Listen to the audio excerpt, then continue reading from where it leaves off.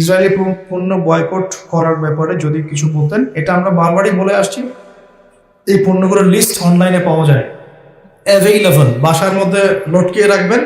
এই পণ্যগুলো কোনো অবস্থাতেই কিনবেন না।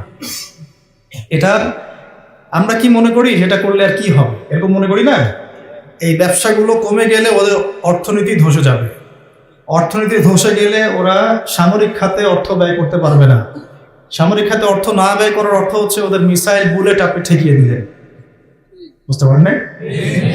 যদি এই কাজগুলো আরব বিশ্ব করতো, মালয়েশিয়া করেছে, ভেনিজুয়েলা করার চেষ্টা করেছে, তারপরে আপনার উত্তর কোরিয়া পদক্ষেপ নিয়েছে, রাশিয়া পদক্ষেপ নিয়েছে। মুসলমান কান্ট্রিগুলো যদি ঐক্যবদ্ধ একটা পদক্ষেপ নিতে পারতো, তাহলে দেখতেন যে ওদের এত সাহস হতো, ওদের ব্যবসা ধসে যাইতো, অর্থনীতি ধসে যাইতো, সামরিক খাতে ওরা এত বেশি টাকা খরচ করতে পারতো না।